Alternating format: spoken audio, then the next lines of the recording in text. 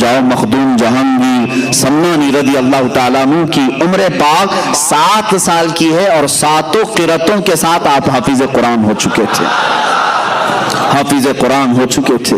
عزیزان گرامی، یہاں تو 7 سال کی عمر میں ابھی بچے کو قرآن کا پہلا پارہ پڑھنا نہیں آتا، دیکھ کر کے وہ اللہ کے ولی تھے اور اللہ تعالیٰ نے انہیں علم لدنی عطا فرمایا۔ علم لدنی کہتے ہیں جو غیب سے دیا جائے۔ جب گھر صاف ستھرا ہو، ماں باپ کی تربیت اچھی ہو تو فیض بھی اللہ تعالیٰ کی طرف سے جلدی اترتا ہے۔ یہ ماحول کا بھی اثر ہوتا ہے۔ سادات کا گھرانہ تھا، ظاہر سی بات ہے عقل بھی وراثت نبی میں پائی تھی، علم وراثت علی میں پائی تھی۔ حضرت مخدوم اشرف سمنانی رضی اللہ تعالیٰ عنہ 14 سال کی عمر کے ہو رہے تھے، 7 سال میں حافظ قرآن ہوئے۔ 14 سال کی عمر میں جتنے علوم متداولہ اس وقت تھے، معقولات، منقولات، منطق، فلسفہ، زجر، ساری چیزیں، علم مناظرہ، علم مقابلہ، علم تصوف، علم فقہ، علم تفسیر، علم اصول حدیث، علم حدیث، یہ تمام علوم متداولہ سے فارغ ہو کر آپ 14 سال کی عمر میں مفتی کامل بن چکے تھے۔ 14 سال کی عمر میں مفتی کامل بن چکے تھے۔ اب ظاہر سی بات ہے 14 سال کی عمر کا حافظ، قرات سبا کا قاری، بہترین عالم دین، مفتی کامل، فاضل، محدث، فقیہ، مفسر، 14 سال کی عمر میں یہ سب کچھ اللہ نے انہیں غیب سے عطا فرمایا۔ لیکن اس وقت کے علماء کا کہنا یہ ہے، مخدوم اشرف سمنانی رضی اللہ تعالیٰ عنہ مدرسے سے نکلتے تھے، ظاہر سی بات ہے علماء کا ایک انداز الگ ہوتا ہے، علم جب آئے تو اس کا انداز الگ ہوتا ہے، تو مولانا کہتے ہیں نا، اب جو علم دین حاصل کیا ہے اسے کیا کہتے ہیں؟ مولانا۔ تو اس زمانے کے علماء کہتے ہیں اکثر ہم نے اشرف کو مولانا اشرف کم دیکھا، فقیر اشرف زیادہ دیکھا۔ فقیر اشرف کا مطلب کیا ہے؟ ان کے اندر طمع، حرص کچھ نہیں، بلکہ علم حاصل کرنے کے بعد اور اس کم عمری میں اتنے مقامات حاصل کرنے کے بعد بھی زہد کی طرف زیادہ توجہ تھی، ترک دنیا کی طرف زیادہ توجہ تھی۔ اللہ ان کا صدقہ ہم غریبوں کو عطا فرمائے۔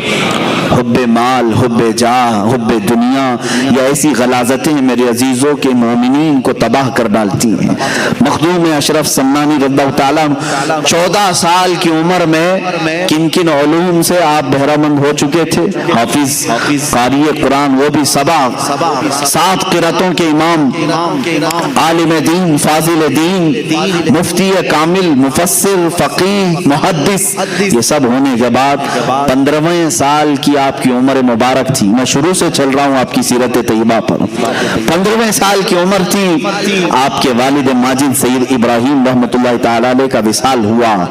آپ کے انتقال کے فوراً بعد ہی 15 سال کی عمر میں تخت شاہی پر آپ کو بٹھا دیا گیا، بادشاہت کا تاج آپ کے سر پر رکھ دیا گیا۔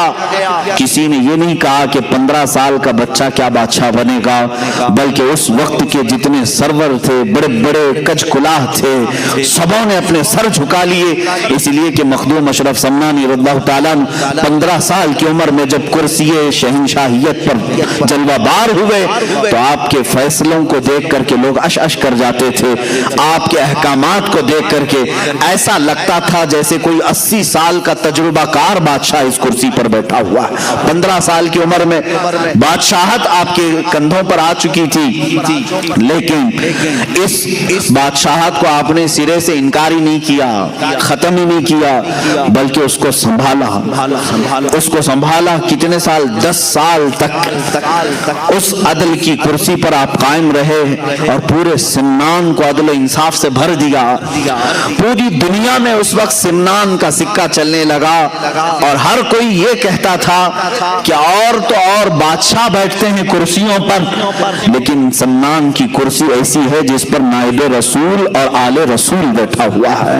یہ کرسی سمنان کی کرسی کی خصوصیت تھی، رسول اللہ کا بیٹا بیٹھا ہے اور رسول اللہ کا نائب بن کر بیٹھا رہا ہے، علم دین کا وارث بھی ہے اور زہد و اتقا بھی ہے، اور اللہ رب العزت کی عطا کردہ بے شمار نعمتوں سے سرفراز بھی ہے۔ مخدوم اشرف سمنانی رضی اللہ تعالیٰ 10 سال اس کرسی شہنشاہیت پر جلوہ بار رہے۔ اس کے بعد معاملات ایسے تھے کہ اس بادشاہت کی کرسی پر رہتے ہوئے بھی آپ کا دل رات کے وقت مصلی کی طرف لگا رہتا۔ دن بھر اگر رعایا کے معاملات دیکھتے، وزراء سپاہیوں کے حالات دیکھتے، رات کے وقت آتے اور تنہائی میں پوری رات مصلی پر گزار دیتے تھے۔ رات کا ایک مختصر حصہ آپ سونے کے لیے رکھتے، بلکہ 1/3 حصہ مکمل عبادت الہی کے لیے آپ نے وقت کیا تھا۔ ہے کوئی آج کا تھوڑے سے پیسے جس کے پاس آئیں وہ کھڑا ہو کر کے دکھائے رات کو؟ یہ بادشاہت جس کے پاس ہے وہ ساری سلطنت کا بار ان کے کندھوں پر ہوتا ہے، پوری رعایا کا بوجھ ان کے کندھوں پر ہوتا ہے۔ یہ سب چیزیں رکھنے کے باوجود مخدوم اشرف سمنانی رضی اللہ تعالیٰ عنہ کی زندگی میں کبھی آپ یہ نہیں پاؤ گے کہ انہوں نے رعایا کی خدمت کرتے کرتے کبھی اپنے رب کی نافرمانی کر دی ہو یا اپنے رب تبارک و تعالیٰ کی عبادتوں میں کمی کی ہو، کبھی نہیں۔ دل اس میں لگا ہی رہتا۔ اور آج کے حالات کے اعتبار سے میں آپ کو بتاؤں، غربا اور مساکین کا عبادت کرنا تو ٹھیک ہے، اسی لیے مسجدوں کی صفوں میں زیادہ طور پر غربا نظر آتے ہیں۔ غریبی اچھی بھی ہے، اور کبھی کبھار غریبی یہ زحمت بن جاتی ہے اگر یہ کفر کی طرف لے جائے۔ اللہ تبارک و تعالی اتنا دنیا میں رکھے کہ عزت کے ساتھ حلال کھائیں اور حلال کے ساتھ ہمارا خاتمہ ہو، یہ زندگی اچھی ہے۔ لیکن جانتے ہیں جن کے پاس پیسوں کی چربی آئی، یہ چربی اتنی موٹی ہو جاتی ہے کہ ان کو نمازیں بھاری پڑتی ہیں، رات کا گزارنا تو دور کی بات ہے۔ آؤ میں ایک طرف اس بادشاہ اعظم کا ذکر کروں جو سمنان کی کرسی پر فائز ہے، اور ایک طرف وہ جس کو دنیا کی ایک چھوٹی سی کرسی دی گئی۔ جیسے ہی اس کو نیتا کی کرسی ملی، سب سے پہلا کام جو ہوگا وہ یہ ہوگا کہ اپنے پیسوں کا انبار ان لٹیروں پر خرچہ کرے، شراب کے لیے، جوئے کے لیے، اور اڈے سجائے جائیں رات بھر۔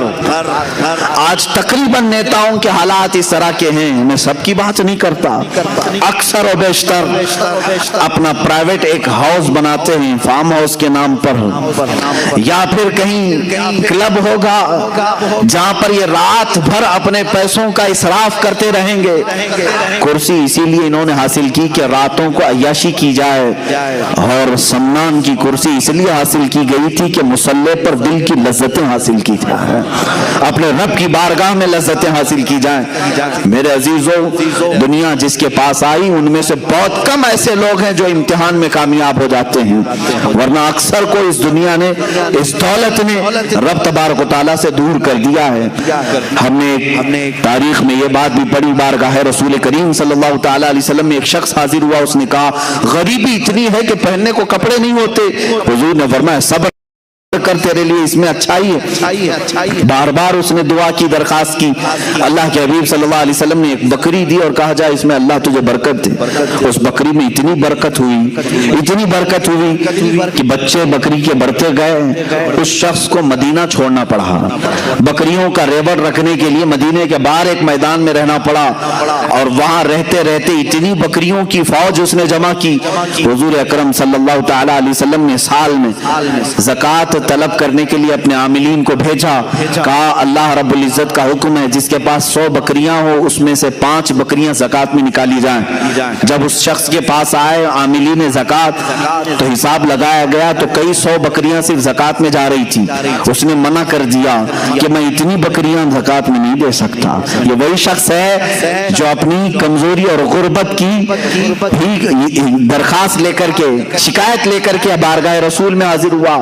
اس کے بعد صدیق اکبر رضی اللہ تعالیٰ عنہ کے زمانے میں بھی اس شخص نے زکوٰۃ نہیں دی، یہاں تک کہ روایات میں یہ ملتا ہے حضرت عمر فاروق رضی اللہ تعالیٰ عنہ کے زمانے میں ایک طوفان ایسا آیا کہ اس کی ساری بکریاں مر گئیں، پورا کا پورا ختم ہو گیا، اور یہ جیسا تھا ویسے ہی ہوا، اور نفاق کفر کی حالت میں اس کی موت ہو گئی۔ میرے عزیزوں، کبھی کبھار مال اللہ اور اس کے رسول سے دور لے جاتا ہے، اسی لیے قرآن نے کہا انما اموالکم واولادکم فتنہ تمہاری اولاد اور تمہارا مال تمہارے لیے آزمائش ہے. اللہ تمہیں یہ دے کر آزماتا ہے کہ جب میں تجھے مال دے دوں تو میری بارگاہ کے ساتھ لگا رہتا ہے یا پھر چھوڑ کر کے دنیا کا تو طلبگار ہو جاتا ہے. عزیزان گرامی، سیدنا عمر فاروق رضی اللہ تعالیٰ عنہ کے گھر میں جب کبھی تحفے آتے، دولت آتی تو رونے لگ جاتے. آج دولت کی کس کو ضرورت نہیں ہے؟ ہم کو بھی ہے، آپ کو بھی ہے. ہم کماتے ہیں گھر چلانے کے لیے. امیر المومنین عمر فاروق رضی اللہ تعالیٰ عنہ کے گھر جب کچھ بڑا تحفہ آتا یا دولت آتی تو رونے لگ جاتے. پوچھتے کہ کیوں؟ فرماتے ہیں دولت جب بھی آتی ہے تو ساتھ میں اللہ کا امتحان بھی آتا ہے. مولا مجھے آزمانا چاہ رہا ہے، کہیں میں اس کے جمع خرچ کے حساب کتاب میں اللہ کی عبادت کو نہ بھول جاؤں. ہم نے دیکھا ہے حساب کرتے کرتے تو رات گزر گئی، 2 رکعت پڑھنے کی توفیق نہیں مل سکی. مخدوم اشرف سمنانی رضی اللہ تعالیٰ ان دولت مندوں میں سے نہیں تھے، ان سرمایہ داروں میں سے نہیں تھے جن کو اپنی دولت کی جمع اور خرچ کو حساب کرتے کرتے راتیں گزر جاتی ہوں، بلکہ یہ رعایا کے بھی معاملات دیکھتے اور رات کو اپنے رب کے حضور بھی حاضر ہوتے تھے. ظاہر سی بات ہے یہ سلسلہ زیادہ دن تک چلتا نہیں. 2 چیزیں ایک ساتھ چلانا بہت مشکل امر ہے. حضرت خضر علیہ السلام سے آپ کی ملاقات ہوئی. سیدنا خضر علیہ السلام سے ایک دن ملاقات ہوئی. انہوں نے آپ کو اویسی اشغال کی اجازت دی. اویسی ایک سلسلہ ہے. حضرت خواجہ اویس قرنی رضی اللہ تعالیٰ عنہ کے معمولات اور ان کے وظائف اس سلسلے میں دیے جاتے ہیں. اجازات بھی آج بھی اس کی دی جاتی ہیں. ویسی اشغال کی اجازتیں دیں اور کہا ایک اسم اعظم کا ذکر کرنا لیکن زبان نہ ہلانا. حضرت خضر علیہ السلام نے اس کی مشق کرائی. کس کو؟ مخدوم اشرف سمنانی رضی اللہ تعالیٰ. وہ ذکر اس طرح کا ہوتا کہ زبان نہیں ہلتی لیکن دل سے اسے کہا جانے لگتا اس میں اللہ ہے یا اس میں اعظم جو بھی انہیں تعلیم دی گئی. ایک وقت ایسا آیا کہ اس کی مشق کے بعد آپ جہاں بیٹھتے مخدوم اشرف سمنانی رضی اللہ تعالیٰ آپ کی زبان بند ہوتی، دل سے وہ ذکر کی آواز آنے لگتی تھی. جو لوگ قریب ہوتے وہ سنتے تھے. یہ پاس انفاس اس کو کہتے ہیں، سانسوں کو روک لینا، یہ بھی اس میں تعلیم دی جاتی. چند دنوں کے بعد جب ذکر کی لذت کسی کو ملنے لگ جاتی ہے تو پھر دنیاوی تمام تر ثمرات میں اس کا کوئی دل نہیں لگتا.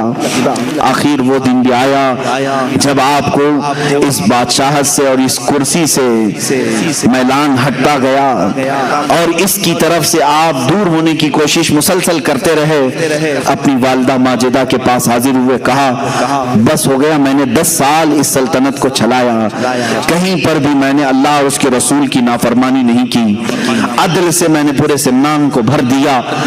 اب میں چاہتا ہوں کہ میری بقیہ زندگی اللہ کے حضور میں فقر کے ساتھ گزاروں، فقر کے ساتھ گزاروں، زہد کے ساتھ گزاروں. ماں نے اجازت دی. حضرت مخدوم اشرف سمنانی رضی اللہ تعالیٰ جیسی ہی ماں سے گفتگو کرتے دوسرے ہی دن رعایا کو طلب کیا، سارے سپاہیوں وزیروں کو، اور سلطنت کا یہ پورا مجمع جب جمع ہوا تو آپ نے علل اعلان اپنا تاج نکال کر اپنے چھوٹے بھائی حضرت سید محمد عارف رحمت اللہ تعالیٰ علیہ کو پہنایا اور کہا میرے بعد اس تخت کے جانشین یہ ہیں. ان کے چھوٹے بھائی تھے، آپ کا نام اشرف تھا، ان کا نام عارف تھا. حضرت سلطان سید محمد عارف رحمت اللہ تعالیٰ علیہ کو پہنایا اور اسی وقت رخت سفر باندھا کہ میں اب سفر کے لیے نکل چلتا ہوں. کہاں جائیں گے؟ اولیاء کاملین جب سفر کے لیے اٹھتے تھے تو ان کی منزل صرف اللہ رب العزت کی رضا ہوتی، کوئی پرٹیکولر گاؤں نہیں ہوتا. وہ نکل چلتے تھے، بس مجھے اس سمنان کی شاہانہ زندگی سے نکلنا ہے. آپ کی والدہ ماجدہ نے کہا یہ علل اعلان مت کہو، سادات کی یہ کرسی ہے، بادشاہت کئی سالوں سے ہمارے خاندان میں چلی ہے، تم جا رہے ہو ٹھیک ہے، لیکن ایک کام کرو، چند وزیروں کو سپاہیوں کو ساتھ میں لے جاؤ تاکہ دنیا یہ سمجھے گی کہ بادشاہ کسی مہم پر جا رہا ہے پھر لوٹے گا. آپ کی ماں کے حکم پر آپ نے چند وزیروں اور سپاہیوں کو ساتھ لیا اور اور نکل پڑے سمنان کے حدود سے جب باہر آئے آپ جب سمرقند کی طرف جو آج ازبکستان کا ایک علاقہ ہے پہلے جو رشیا میں تھا اس طرف کی آپ نے سفر کا ارادہ فرمایا بیچ راستے میں سارے سپاہیوں اور وزیروں کو واپس کر دیا اور کہا اب اس سفر میں مجھے تنہا چھوڑ دو میں ہوں اور میرا حامی و ناصر و مددگار میرا مولا ہے سفر پر نکلے